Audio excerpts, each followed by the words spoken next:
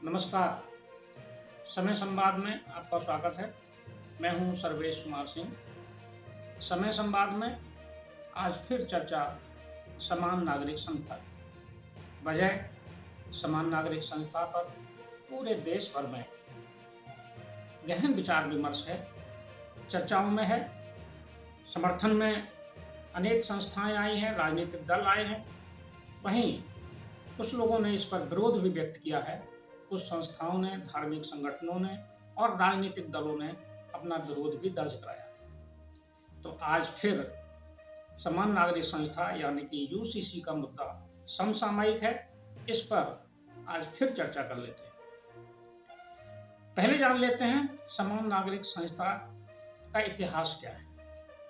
समान नागरिक संहिता हमारे संविधान में आर्टिकल 44 में इसका उल्लेख किया गया है। संविधान निर्माताओं ने आर्टिकल 44 में सरकारों को, केंद्र सरकार को और राज्य सरकारों को यह अधिकार दिया है कि वे अपने नागरिकों के लिए एक समान कानून बना सकते हैं। लेकिन 75 साल से आर्टिकल 44 पर किसी भी सरकार ने ध्यान नहीं दिया, जबकि देश की जनता की ये चिर प्रतीक्षित आकांक्षा थी कि देश में एक समान कानून हो। जब देश में अधिकार समान है, कानून की प्रक्रिया समान है, जिला न्यायालय समान है, उच्च न्यायालय समान है, सर्वोच्च न्यायालय समान है, विधानसभाएं समान है, लोकसभा, संसद, राज्यसभा समान है, सभी सांसदों को, विधायकों को, सभी अधिकारियों को, देश की जनता को जब एक समान अधिकार है तो उन पर कानून भी एक जैसा लागू होना चाहिए। यह आकांक्षा देश की जनता की रही है। इस आकांक्षा के अनुरूप ही भारतीय जनता पार्टी और उसके पूर्ववर्ती दल जनसंघ ने समान नागरिक संहिता को हमेशा अपने चुनावी एजेंडे में रखा। धारा 44 जिसका हम जिक्र कर रहे हैं, इस पर कल ही विश्व हिंदू परिषद के अंतर्राष्ट्रीय अध्यक्ष और विधिवेत्ता श्रीमान आलोक कुमार जी ने भी बड़े विस्तार से इसकी जानकारी दी है। उन्होंने बताया है कि समान नागरिक संहिता से देश की एकता पर कोई प्रभाव नहीं होगा, देश की एकता, अखंडता और उससे बढ़ेगी। अब समान नागरिक संहिता के बारे में ये भी जान लेते हैं कि समान नागरिक संहिता चर्चा में कब से आई। जनसंघ का तो मुद्दा था। जनसंघ और भारतीय जनता पार्टी तो बार बार इसको कहती रहती थी, अपने चुनावी एजेंडे में भी शामिल रखती थी और अब उसे पूरा भी करने जा रही है भारतीय जनता पार्टी की सरकार। लेकिन इस पर संवैधानिक चर्चा जब शुरू हुई, या कहना चाहिए कि कानून सम्मत चर्चा शुरू हुई, ये हुई 1985 में। 1985 में जब चर्चित शाहबानो प्रकरण न्यायालय में आया, तब सर्वोच्च न्यायालय ने शाहबानो के मामले में फैसला देते हुए सरकार को यह भी सलाह दी कि देश में एक समान नागरिक कानून लागू किया जाना चाहिए। यह सलाह 1985 में दी गई थी। तत्कालीन केंद्र की सरकार कांग्रेस की सरकार थी, राजीव गांधी प्रधानमंत्री थे, लेकिन इस सलाह पर उस समय केंद्र सरकार ने कोई ध्यान नहीं दिया। इसके बाद सर्वोच्च न्यायालय ने 2015 में इस पर चर्चा की। 2015 में फिर सुझाव दिया कि समान नागरिक संहिता होनी चाहिए।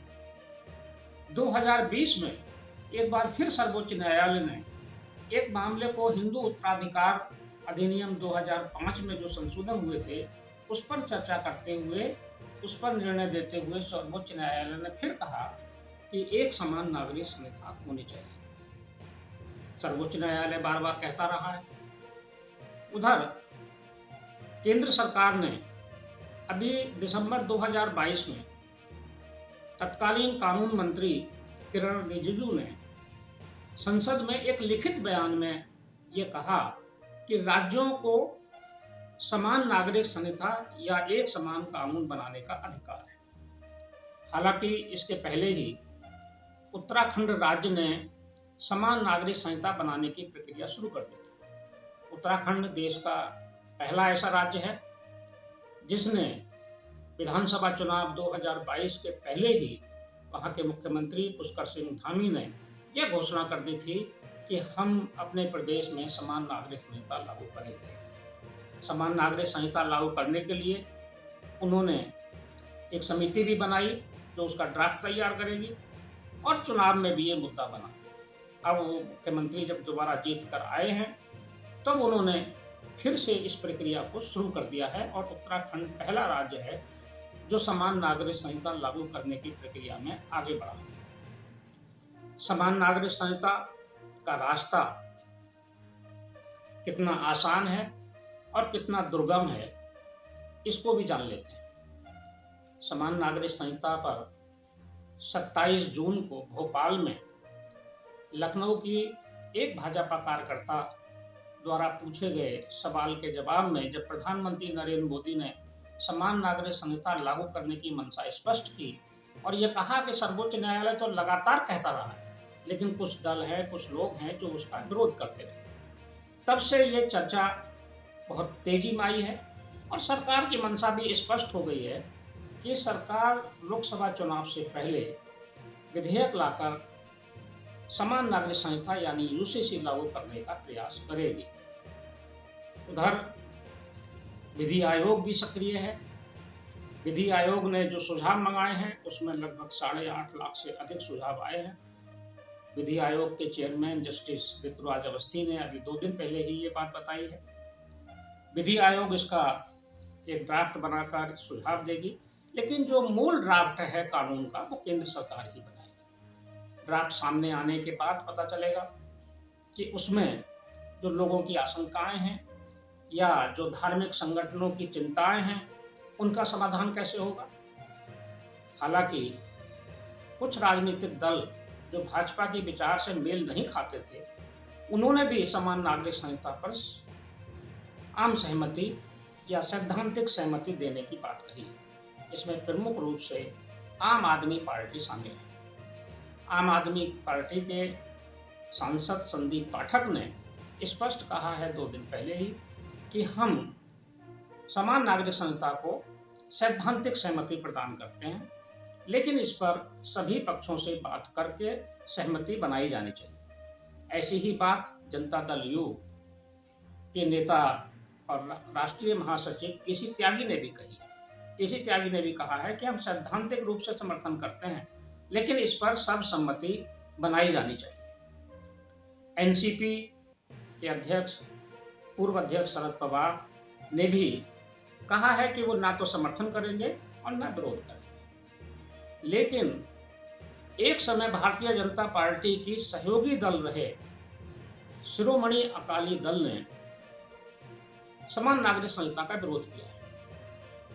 उन्होंने चिंता व्यक्त की है कि अल्पसंख्यकों और आदिवासियों के अधिकारों का हनन होगा, कैसे आदिवासी और उनके अधिकार बचेंगे। वहीं पंजाब की प्रमुख संस्था SGPC यानी कि सिख गुरुद्वारा प्रबंधक कमेटी के प्रधान हरजिंदर सिंह धामी ने प्रेस कॉन्फ्रेंस करके कल समान नागरिक संहिता पर कड़ा विरोध जताया। उनकी आशंकाएं हैं कि सिखों का जो निजी कानून है, आनंद कारज कानून है, उसका क्या होगा, सिखों की संस्कृति प्रभावित हो जाएगी। उन्होंने ये आशंका व्यक्त की है। अब देश भर में इस पर एक बहुत बड़ा गहन चिंतन चल रहा है। लोगों को भड़काने का भी प्रयास हो रहा है। अभी कहा जा रहा है कि अल्पसंख्यक और आदिवासियों के अधिकार प्रभावित होंगे।